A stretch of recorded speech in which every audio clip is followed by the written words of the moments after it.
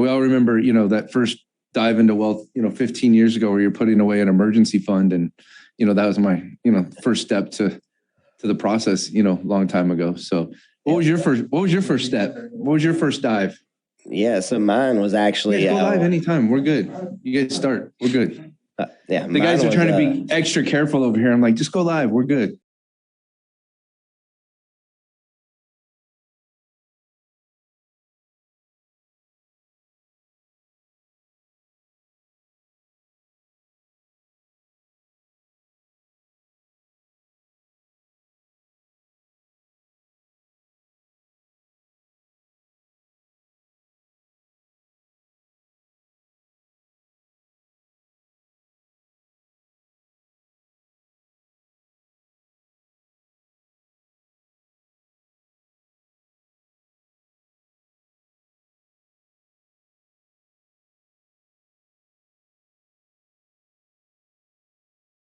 It's pretty crazy with my wife, Vanessa. I had done, first time in my life, I'd done really well when I first met her, right? I'd been a headhunter. I made, I was an indentured servant as a baseball coach before, and I made almost $250,000 that year, right? And the next year I started my business and we made, almost $1 million that year in the business. And then 12 months later, I was trying to figure out where I was going to borrow money from to pay rent, on January 1st, the life and times of your 20s. And I knew after she stayed with me, trying to find money to pay rent versus, making $1 million in a year that, she was ride or die for sure. So, oh yeah, she was the right one. That's right. Yeah. That's good. So, but yeah, I remember she was telling me a story one time. It's like, yeah, I was, I think she might've still been a teenager or whatever. She said, I was dating a guy and, he wanted to go wherever. And he grabbed out a change jar, because he needed to get gas. And she's like, because I figured that wasn't someone I was going to keep dating and stuff. And I kind of figured I better get my financial act together. So. Oh yeah. Yeah. That'll straighten you up real fast. Yeah. Right.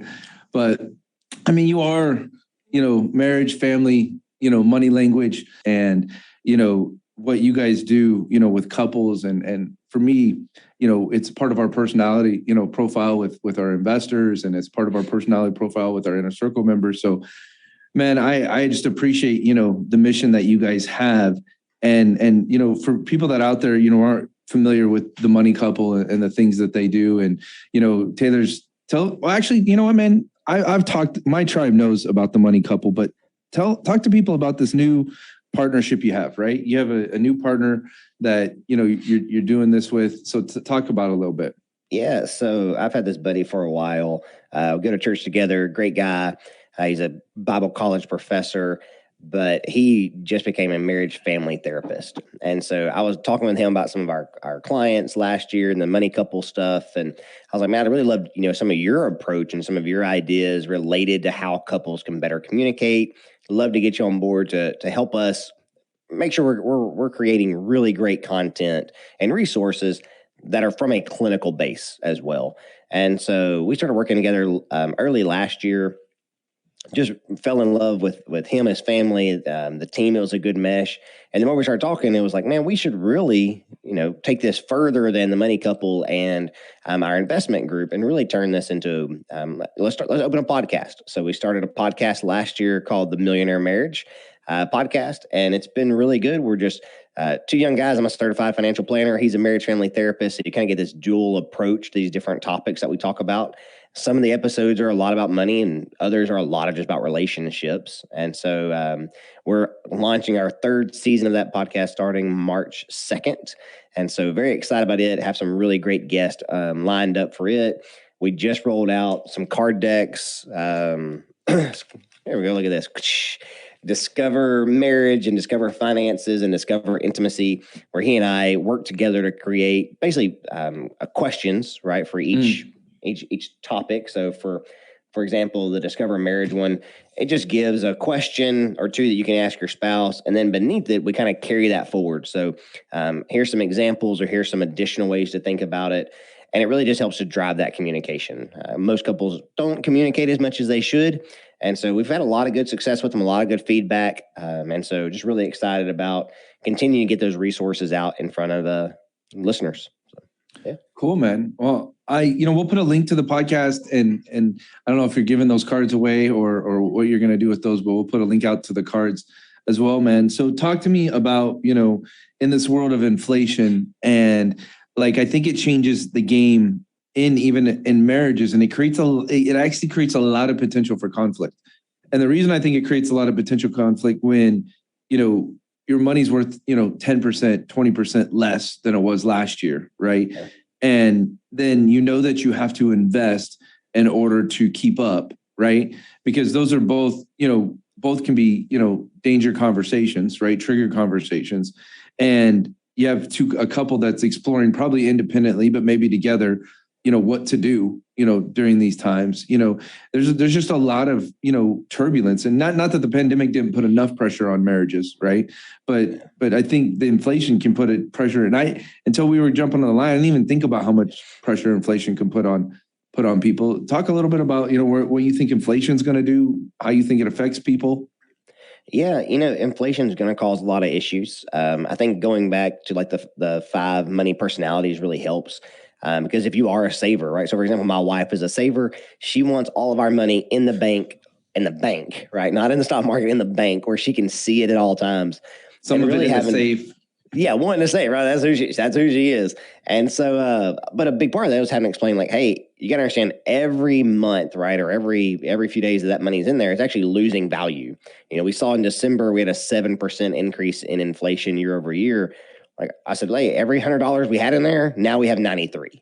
Right. No, that's maybe you agree. Maybe you agree or disagree. I think it's worse than that. I think it's higher than that. And I don't know the number, right? Like, it's impossible to say.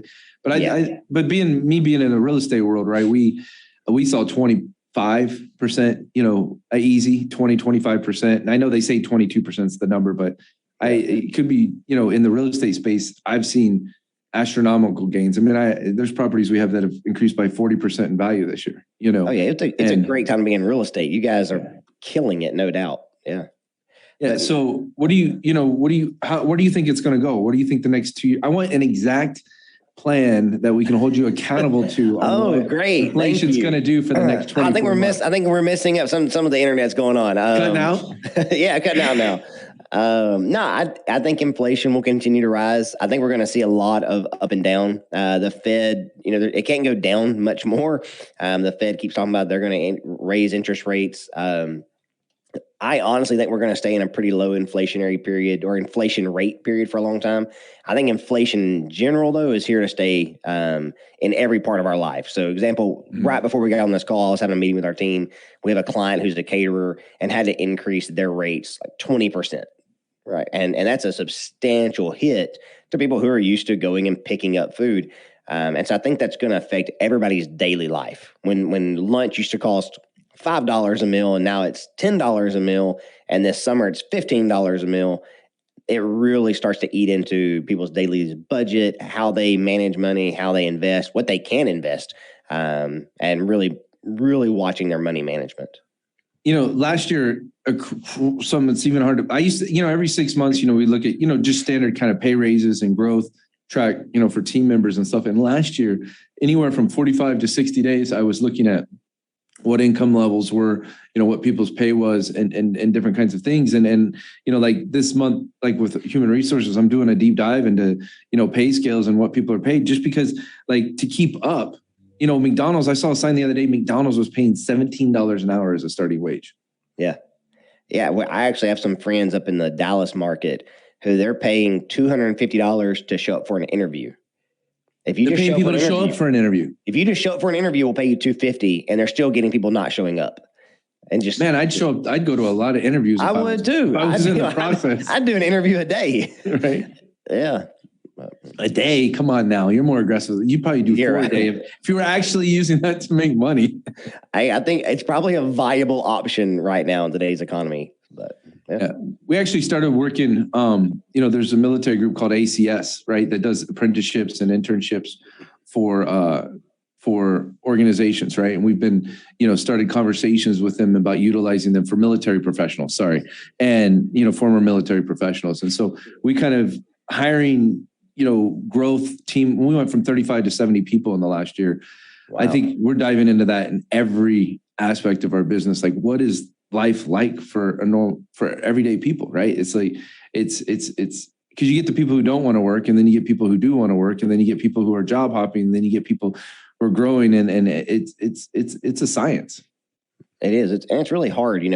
We've worked really hard on our team to build a culture that retains as much as possible, right? It's much cheaper to retain than it is to recruit. And so like we had a big offsite company meeting yesterday where we pulled everybody together for a full day and just really talked about our company, our goals for this year, individual goals, and trying to implement ways that, one, how can we make sure that everybody feels like they don't want to leave, right? There's always going to be somebody out there that probably pays more. But overall, what can we do to really make sure that we're retaining the best talent and people around? So what are your top three things that retain? What's your top three retentions? Yeah. So for us, it's one is I consider everybody a partner, right? So we don't look at anybody as, hey, you're just an employee. Like, we are on the same team. I work with you. You don't work for me. And so one, we build that in from day one, that this is who we are. We are a team. Two, we do a profit sharing type program where just because you may not have official equity in the company, every month we do a profit sharing meeting where, hey, if we have profit, everybody gets a cut of it. The company retains a bit, obviously, because it has to, but then after that, we're paying those out. So it helps you to feel very much like you're an owner. It's not something you can get at most other places. And then outside of that, we just try to build a company where anybody would want to work. So I had a lot of different jobs as a teenager and in my early 20s. So I have a lot of experience out there. And so for us, like, we keep a fully stocked break room. So we always have breakfast materials, lunch materials, all kind of snacks and drinks. And it does cost a little bit, but it's just a way to feel like, hey, this is, I'm not going to say home, but you feel comfortable here. You feel great. Your needs are provided for. We're looking after the little things. And if we can take care of the small things, we're going to take care of the big things. Yeah. Taking your profit sharing program, tell me a little bit more about that. We've been looking, like, we pay out bonuses, and we've paid out, I literally started working on my Christmas bonuses in like July, right? For the staff. And I took a lot of pride in what we were able to pay people. Like, it was the best December we've ever had for our team. So I've thought about doing a more formalized profit share versus, choosing, hey, here's, based on what we can see with the math, here's what we can do, this year with bonuses. Take me through your profit sharing a little bit. I'm curious. Yeah. So every month we have a team get together, team meeting, where we actually open up the P&L and we actually walk through the P&L. So we're not saying, hey, Sally made X dollars and Joe made X dollars, but we do have a line for salaries, and we walk through that. I think if people understand what's on the P&L, and they can understand how business flows. And so we take that all the way down through, obviously, the bottom line. And we talk about, hey, how could we have saved money this month, right? Why did our subscriptions increase this month compared to last month, or electricity, or whatever? And it really helps to keep her on the same page as far as like, hey, should we turn that light off, or should we, make sure we're doing this or that?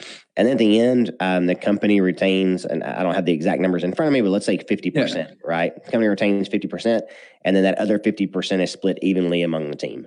And so whether it's your third day here or you've been here 3 years, it's a straight cut for everybody across the board, because we do believe we're a team and we all work together to accomplish that. Now, we do have other bonuses, right? So we provide routine other bonuses and benefits to our people that are really going above and beyond, but that does keep everybody on the same page. It's really cool. We've done different things over the years. And so we created tiers, right? And so we've done with our bonus structures. And last year, I think we paid out bonuses three times, maybe 4 times last year. And so we had leadership tier, and then we had, a middle tier, and then, for new team members, right, that are fresh with the company that are in a tier. And so those 3 tiers have always been pretty cool.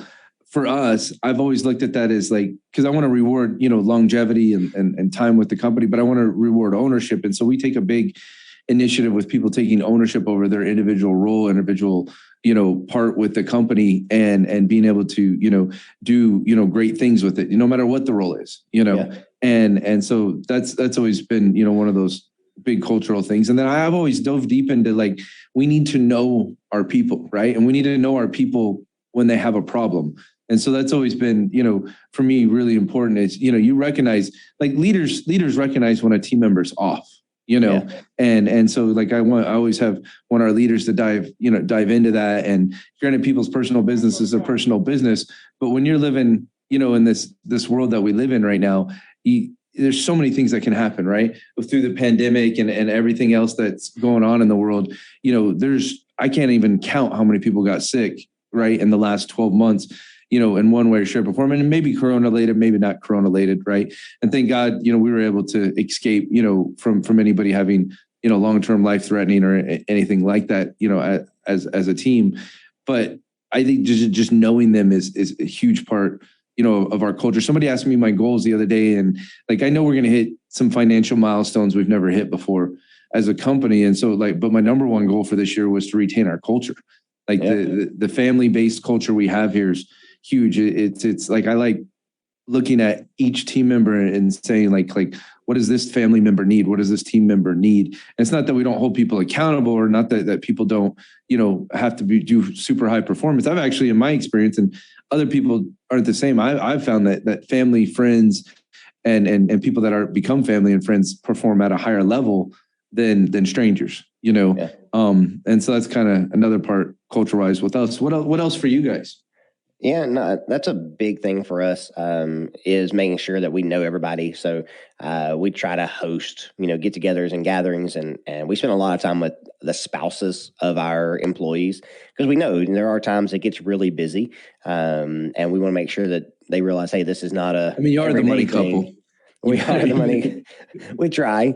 But it's hard, especially as an organization grows. So like you guys added, 30 plus employees or whatever that number was last year. It's really hard to retain that culture.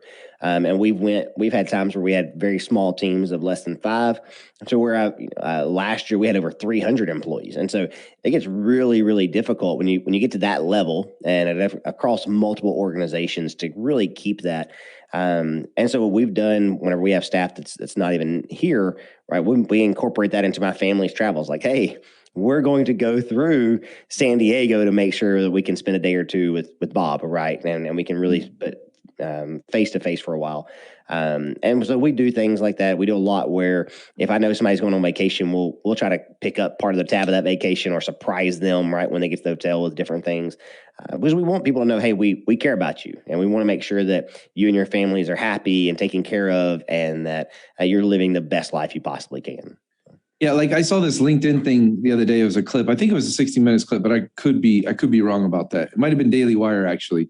But I'm trying to remember. But I saw this clip, and they were talking about, people not wanting to work in America, right? And I'm thinking to myself, people who don't want to work in America don't have an amazing place to go work at, right? They don't have a good place where they can, feel passionate and they can feel like where they want to go. I've always had a little bit of skepticism in that, in the sense that like the things that are out there aren't enough money for people to live any kind of lifestyle, right? And so for me, the people don't want to work are people that don't want to attain levels of wealth or attain levels of I don't know, if your passion, right? There's ways to monetize passion and what you love and what you do in the world. So I always had skepticism when people say, Americans don't want to work or Americans don't want this or that. I don't know. What do you think about that? Yeah, I think people, I think if everybody could just relax and do nothing and have unlimited money coming in, we would all do that. But there is a lot of self-confidence. I think 6 months people get bored. 3 months they do, right? So that's what I was going to say. A lot of times you read, right? So I'm really big in the FIRE community where financial independent retired early, and you run into this where people retire at 42 or 35 or whatever, and they realize, hey, I've got to have something to fill my time.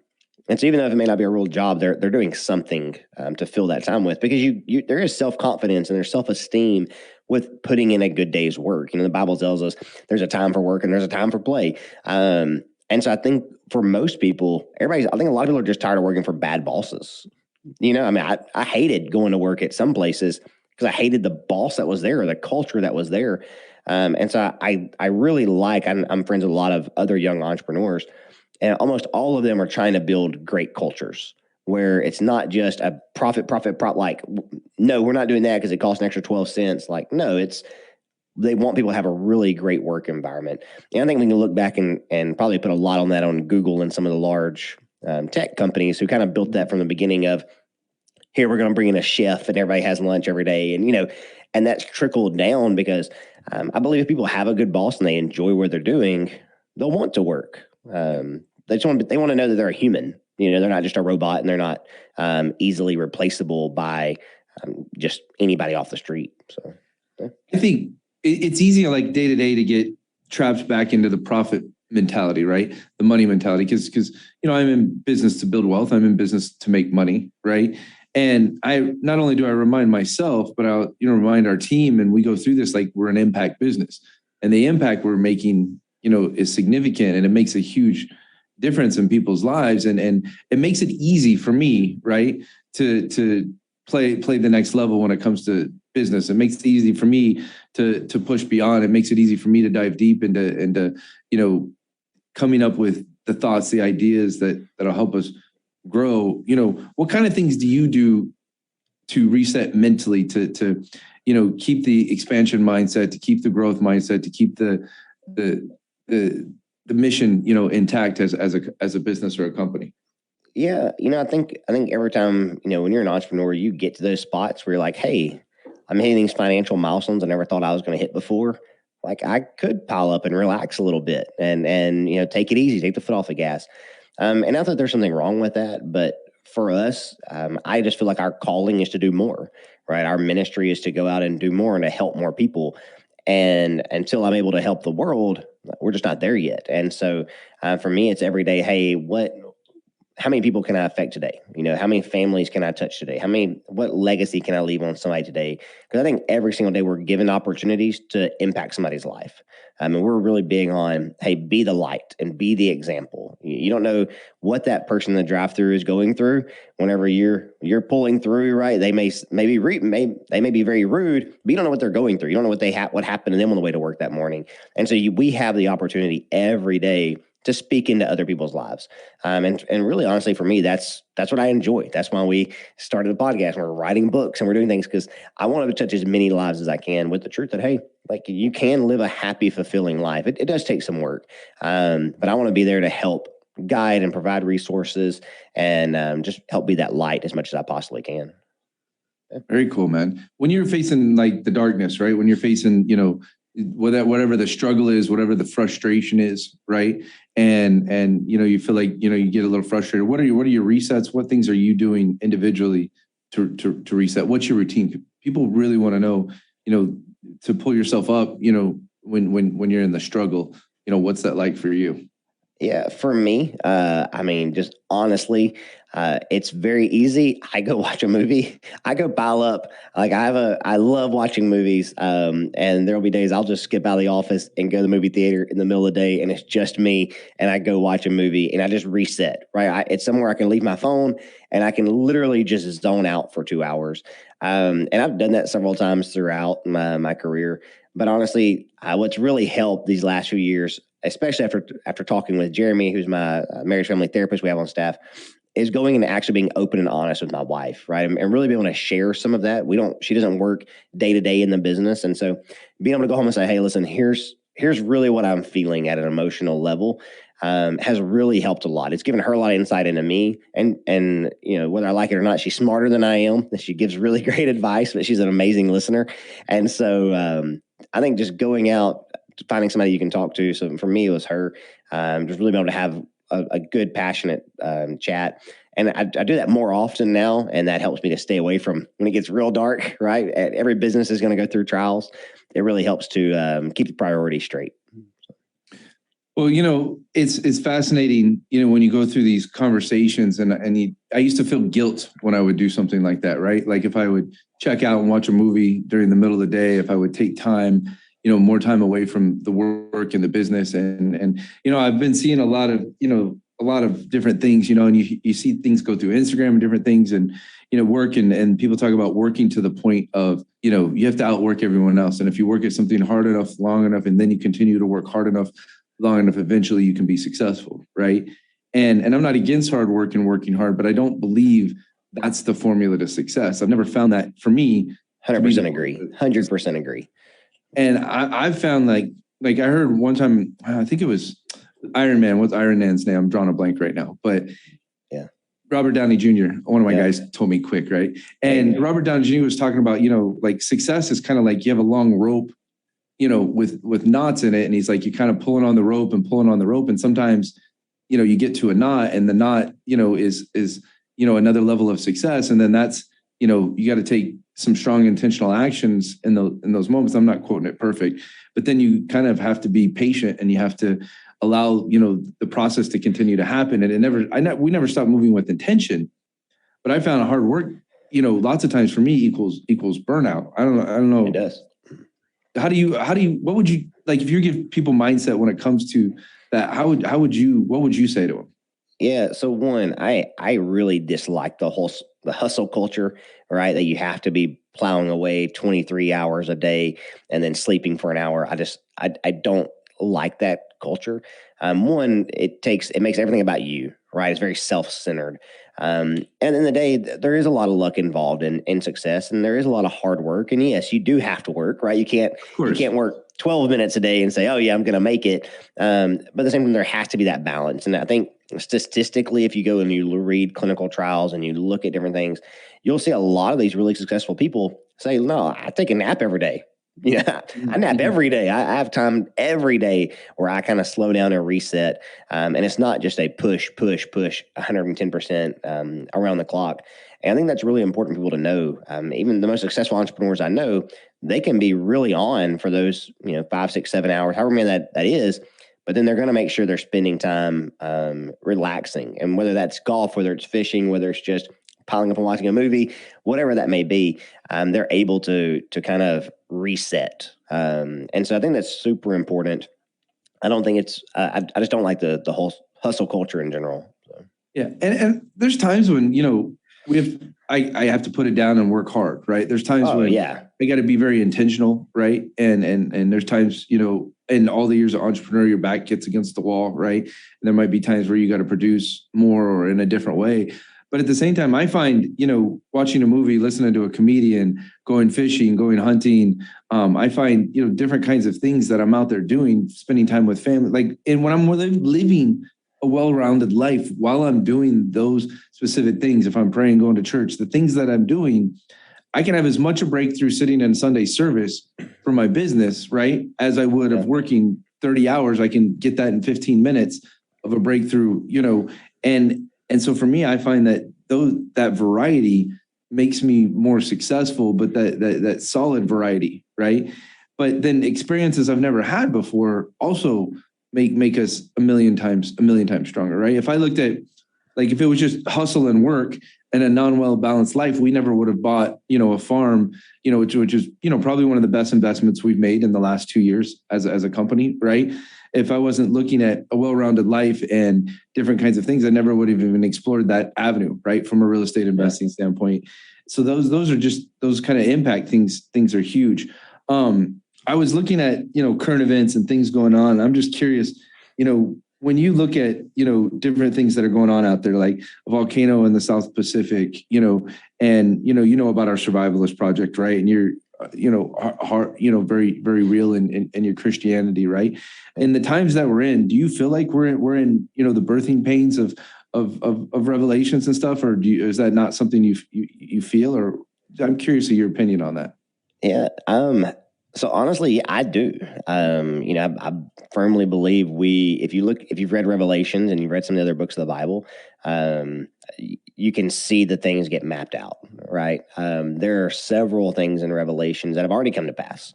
And so I think looking at the world that we're in today, and even looking at, I'm a big believer, COVID and everything that comes with it is a very spiritual attack. I think it's created a lot of fear and distrust and disunity, and that's not God, right? It's very clear He's not a God of confusion. And so I think the world is under a very big spiritual attack. I think we see wars and rumors of wars and earthquakes in diverse places, and my heart breaks for the people that are being affected by those.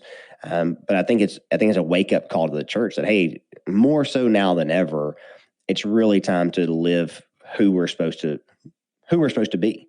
I've had personal revelations in my own life just over the last several weeks where I've been in this quandary. Like I said, we sold several businesses last year. We went from over 300 employees to, I think we have 10 today. Oh, wow. And so, I mean, huge change of 24/7, there's always something on a fire burning to, this is the first time in several years I've kind of had hey, this is, I don't have 300 people reporting to me and 300 families and everything else. And so really taking a look at my life, and I put myself in the word and in prayer.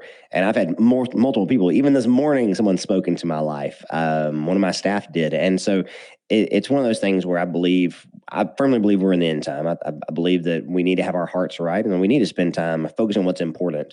I think the church needs good business people. I think the church needs good leaders. So I think we should continue to invest that way. But I think we should also make sure that our house is in order. Our family, at the end of the day, I don't want to gain the whole world and lose my soul. Yeah, I love everything that you're saying. A lot of people, during this time are going through it, right? And Christian, non-Christian people are going through it, right?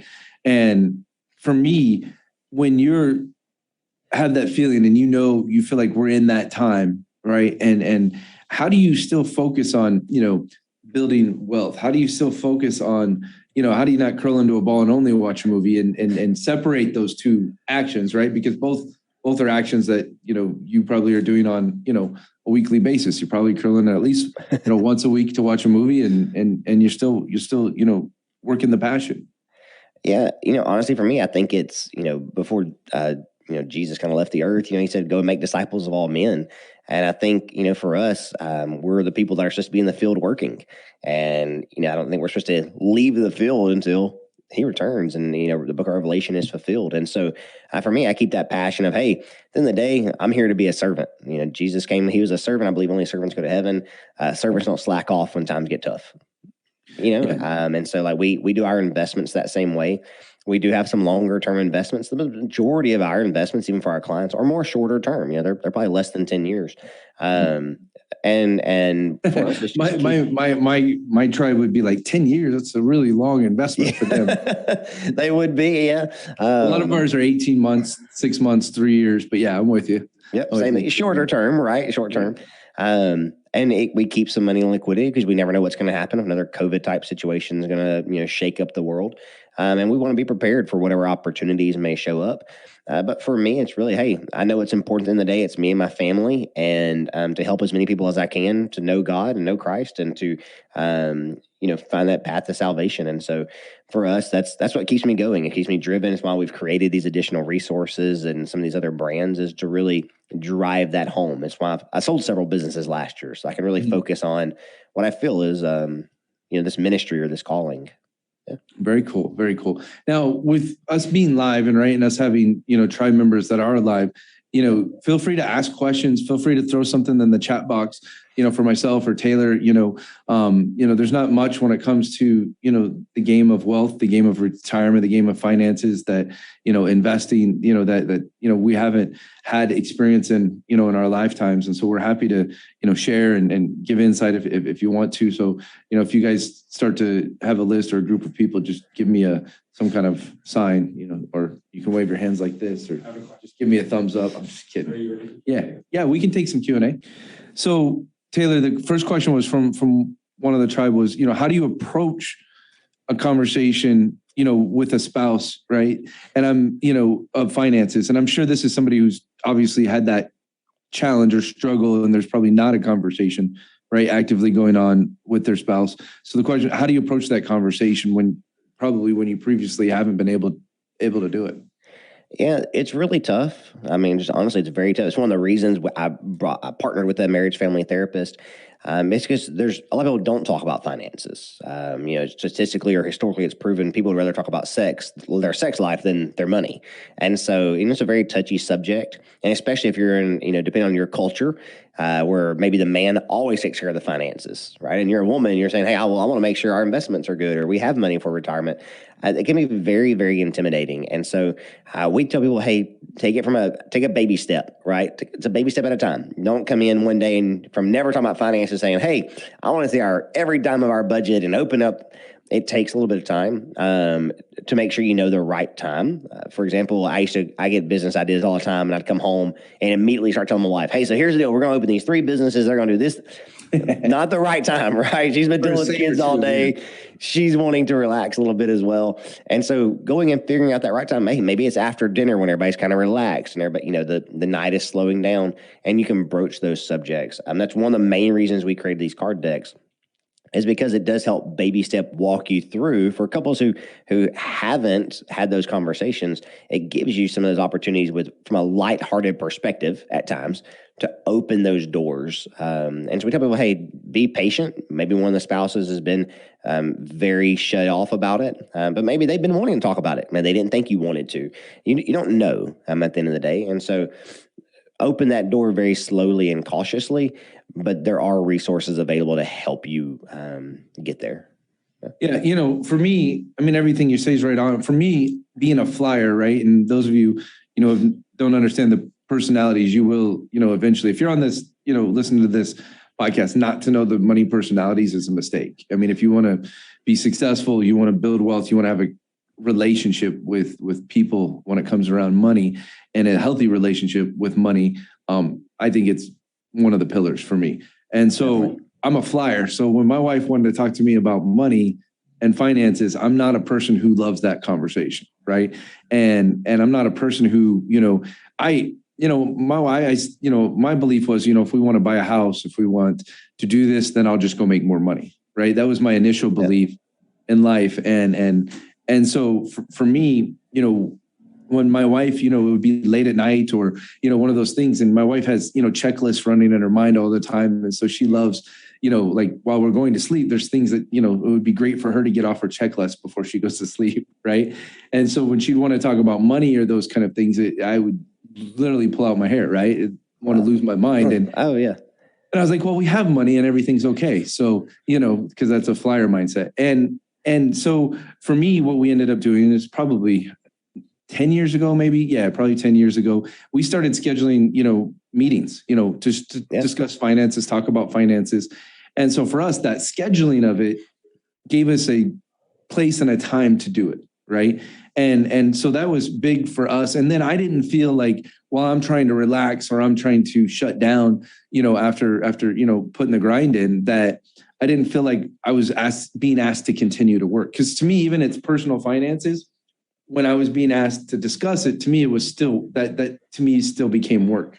And I still thought of it as work. And so doing that and separating that time out, right, made a difference, for sure for me. And if I wasn't in the right mindset, to have that conversation back then we could reschedule it and have it when I could be, in a great mindset. Same thing with her. So those were things that were really helpful for us when we started to dive into it. And I think designating, a household CFO worked for us. It doesn't work for everybody, right? But my wife is the household CFO. I focus on making money and I obviously am a leader of other people's money and wealth and investments. But when it comes to my own, personal finances, if I start focusing on personal finance, I'm not focusing on the most important traits and qualities of us as a company and a business.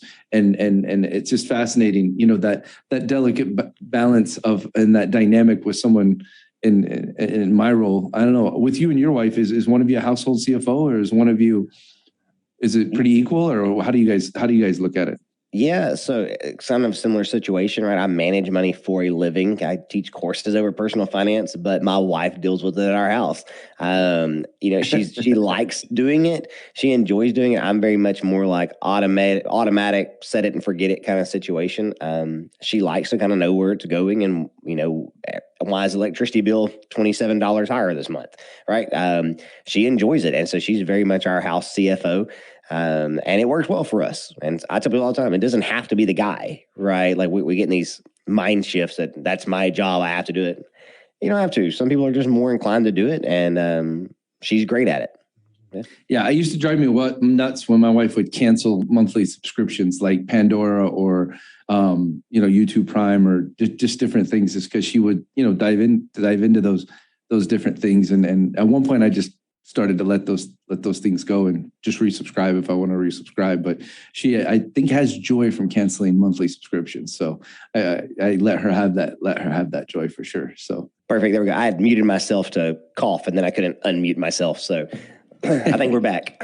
You're not allowed to cough in this Corona world, man. Oh, yeah, I know. It hit me yesterday. I started Absolutely coughing. not acceptable. I know. I'm sorry. If I'm at the office and I feel like I'm going to cough, I start to almost feel guilty. I'm like, I need to go in another room or a different place. How can I hide it? Yeah. How can I hide this cough? I'm not sick. I promise. Yeah. Yeah. We had to actually shut down the offices twice in the last 6 weeks where we, wow. Both in Florida and here in California, we had to shut it down. Just, I made a decision like before Christmas, people were getting sick with just normal, flu time things. And then we had some people get Corona, but we just let everybody go virtual for about 2 weeks. It was just easier, and I think it gave a lot of people, and we still have the people who want to come in every day regardless, because they just don't like or don't want to work from home. Right. Which I find fascinating because there's plenty of people who want to work from home. There's plenty of people who absolutely don't. So it's kind of unique. What other kind of questions do you guys get? So you're being asked for young couples. What are the 3 most basic financial tips from you, Taylor? Yeah. So I tell everybody. What's their name? So we can actually. Amber. Okay. Hey, Amber. So I tell people, number one thing as a young couple, a newlywed couple, is you want to relieve as much stress as possible. So automating your bill pay, automating your savings, automating your investing is by far the fastest and easiest way to do that. I know so many couples that the money comes in, they don't know where it goes, they forget to pay a bill, then their credit score gets shot, and then they're in this kind of perpetual mess. Automate. Sit down. So like for us, we have a Google spreadsheet basically that says, here's our bill, here's when it's due, here's how it's paid, here's the credit card or whatever, how it's paid. And we every single one of those are automated. And so I understand some budgets don't allow that to actually be automated. So start with a spreadsheet, create the spreadsheet, know what you have, right? What do you have to pay every month? Why do you have to pay it? Is there a reason you have to pay it? And then how much money is coming in? But if you can automate those processes, it'll take a ton of stress away. It takes a lot of fights away, and get on the same page as far as having that conversation of how much money do you guys want to save? And by save, I totally mean invest, but how much do you want to invest? And so for us, when I sat down, me and my wife, when we were in our early 20s, I was working, grinding in one of our first businesses, and I was getting burnt out. And we sat down one day and I was like, what are we even doing this for? Like why are we doing this? Like we've traveled a lot. I've seen some homeless people that are really happy, right? Like they seem pretty happy. I've been to Venice Beach, right? So, and so we sat down and said, why are we really working? What are we really working toward?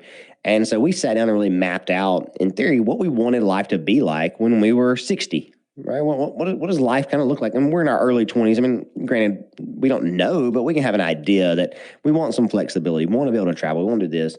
And so then we took it at 60 and just kind of worked ourselves back. So every few years saying, okay, if we want that at 60, where do we need to be at 50?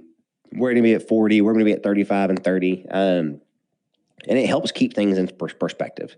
There's times that are the road to whatever those goals are is curvy and hilly, and there's going to be detours. But at the end of the day, if you as a couple can set a long-term goal and you're working toward it together, and you can automate any of those stressor points, you'll be much happier, much faster.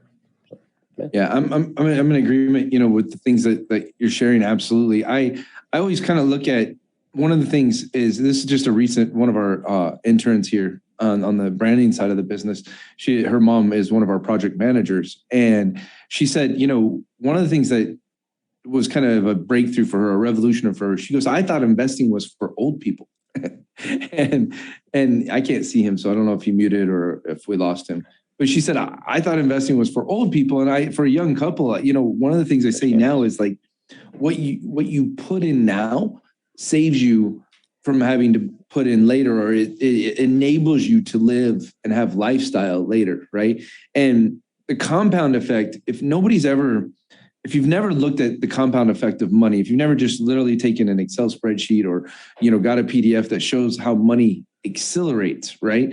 Then you don't fully understand how momentous, how huge, right, your money compounding is, and small amounts of money now can equal, lots of money later. And so, like, doing it now and getting that money invested now is huge. It's huge. And a lot of people think, oh, when I make more money, I'll start investing. And what happens if you make more money and you wait to start investing in there, what happens? You end up living off of the more money you're making.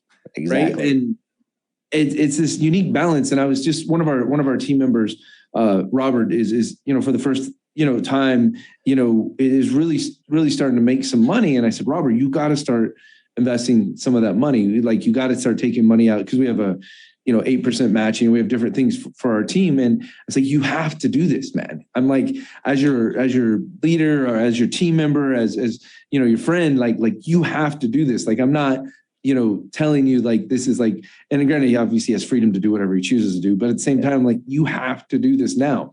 I say, because what's going to happen is you're going to end up making more money. You're going to end up with a nicer car. You're going to end up with a nicer house. You're going to end up fixing things. You're going to end up doing these things. You're going to end up putting your kids in private school. There's all kinds of different things. You're going to figure out ways to spend money. And I said, if you don't do it now when you have a little bit less money, you're never, ever going to do it later. Right. And my only other thing to couples, I would say, is spend money expanding your ability to make more money. And that's something I don't hear enough thought leaders talk about is they're like, invest, create emergency fund, do this, do this, do this. But I think when you're young, you have a lot more freedom to expand your abilities.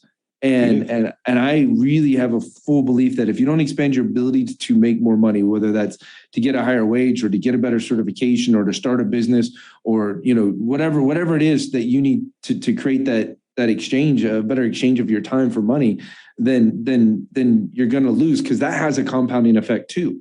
And it has in what I did at 25 to expand my ability to earn pays me 10 times, 100 times, 1,000 times dividends at 40.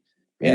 And I could never, even though I invested money at that age, the money I invested at that age would never equate to the compounding effect of what my ability to produce more income has been as I've gotten older. So that compounding effect to me is just as important as the compounding effect of the interest.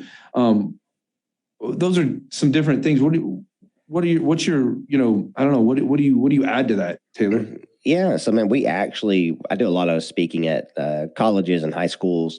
And one of the most common seminars, I guess, that we do is we call Get, Grow, Guard, because they're in this mindset, usually straight out of college or straight out of high school, where they want to get money. Right. They think having more money solves all the problems. And so we talk about like, it doesn't, right? I know multimillionaires who still aren't happy. Right. And so we talk about getting money, how to get more money. And so, there's only a few ways you can get more money. You can either work more hours at the same wage that you're making. And in reality, in theory, you can't work more than 24 hours in a day, or literally you can't work more than 24 hours a day. And you only do that so many days in a row. So how can you increase how much you make per hour? And then how can you get to the point to where your money is growing without you having to work? So basically growing while you sleep. And if we can get people in that mindset of, hey, it's going to take education, it's going to take, you can't just say, oh yeah, I'm going to be a billionaire overnight. But if you start young and you can start learning, it'll pay dividends for years and years to come. I tell people I traveled about an hour each way for work and for college when I was younger, and I gotten hooked on audiobooks. And I learned so much from audiobooks and from listening to other people's stories. And that knowledge far surpassed anything I learned in college.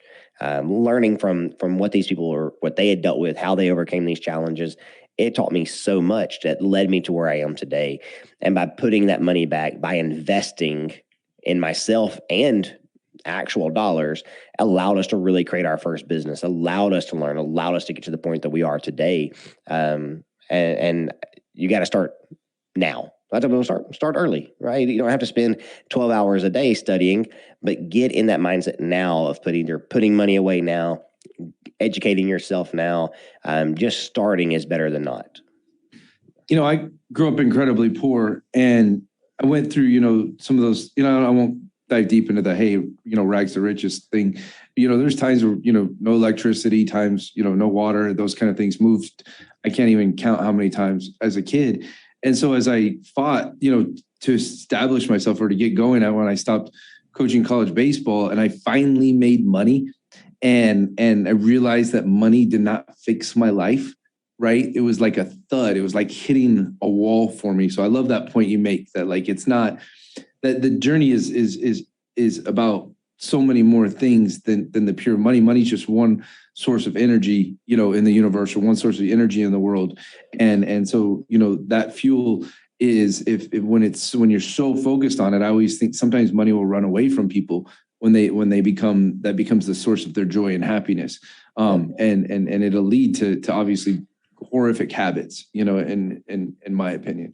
Yeah, like for us when we were young, me and my wife, when we first got married, we lived on, so I was making $12 an hour and she was making $12 an hour or whatever. And we had our savings automatic, right? Every Friday when our paycheck came in, we moved $50 or whatever, right, from the checking account to the investment account. And then every time one of us got a raise, that very first paycheck, we would go blow it, right? We'd go get a nicer dinner or go out for the weekend or whatever. But then after that, we just increased that investment amount. And so at one point, we were both making $20-something an hour, but we were still basically living like we were making $12 an hour. And that really built our nest egg up, and it built that this is how we do things. And this is what's important to our family. And so when we were making much more than $20 an hour, that same mentality was already there of, hey, no, like, yeah, we're going to invest X%. It's a no-brainer. Like we're not starting from scratch. And so we don't live like we make $12 an hour anymore. But we have been able to, those monies and that mindset has carried us forward even to today. I think that's a great point. And, I love Shaq said this, I was listening to a Shaq thing and he was talking about, the difference between rich people and wealthy people, and 50% of your money. And then you divide that in half, and then, take that 25% and live all the way you want. And the rest, is invested and saved in different ways. And I'm not quoting it great or perfect, but at the same time, I love, what he was saying there, because, when I first started, it was, what I read was, 10%. And what I realized over the years was by only, investing or putting away 10%, I really wasn't compounding the way I could. And when I started focusing on, living less and compounding more and putting more in, it made a huge difference. And then the frequency of it made a huge difference for me too, is sometimes, I first, I was doing it when I could do it. And then I started doing it monthly. And then, then there was times when I started doing it, biweekly and even weekly, when more money came in. And so by just shoving more in to go to work for me, the compounding effect was huge. I see like each one is a team member, each one's an employee, each dollar's, has an ability to work. And so putting those to work is huge. We're, getting towards the end. Let's jump into more questions. So Stephen from Facebook said, how do you set yourself up as entrepreneurs for success every single day, Taylor? So for me, I keep the priority. So I start off every morning before I get out of bed. I read my Bible and have some prayer time. Before I head out to work, most of the time I spend time with my kids. It gets me in my right mindset. So my schedule, I wake up most mornings around 4:30. I'm a natural early riser and have been forever. So it's fairly easy for me to usually, I'll wake up, read my Bible, have prayer time, go to the gym, get my body right, my mindset right, come home and relax and have my kids, and then head to the office. And it does a world of difference. And I can tell my employees who follow a similar routine versus the ones who woke up at 7:55 and rolled straight to the office. And so getting in that routine every day, you have some time to yourself, you have some time to prepare for the day, and you're not rushing. I'm a big believer, win the morning, win the day. And so if you can win the morning, if you can win those first few hours, the rest of the day is going to go smooth. And that has really done me well ever since I've started my first business. Yeah, I think for you as an individual, you got to make a decision about what makes you tick, right? And what makes you get up. Like for me, the first thing every single day is make my bed every single day, right?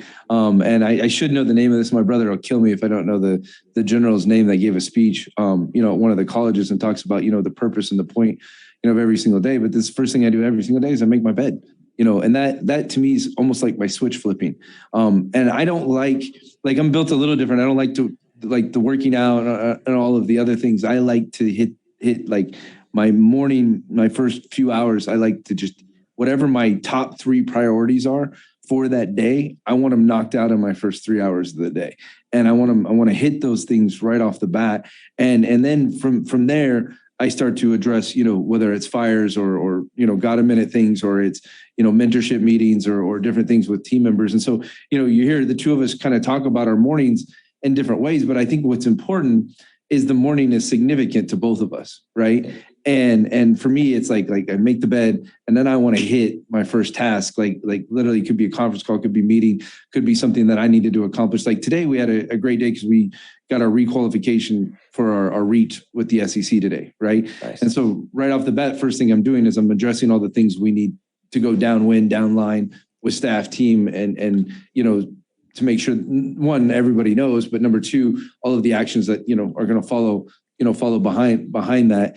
And so for me, that, that's how my day started. And I can't think of any better way to start for me, right, than that. And so that's important to both of us, is just that initiation and it's task initiation and it's objective initiation. So I think those are huge. Go ahead.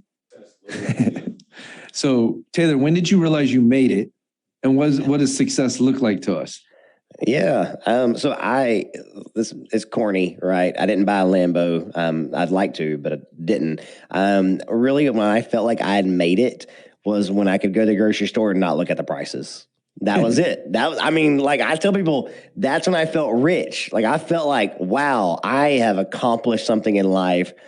I could go to the grocery, so grocery shopping is one thing I enjoy. Like we go on vacation, I want to hit up every grocery store in that area and find whatever. Like I'm a pickle fanatic. I mean, I knew you're a little different, but that's I am. The first thing I've heard that you say. It's weird. I know. Weird. I hate admitting it in public like this. Please forgive me. I'm not super psycho, but I do. I enjoy grocery stores. And so when I was able to go to the grocery store and not really care about the price, or I saw something that I was like, oh yeah, that sounds good. Or I just want to try it. I threw it in the cart.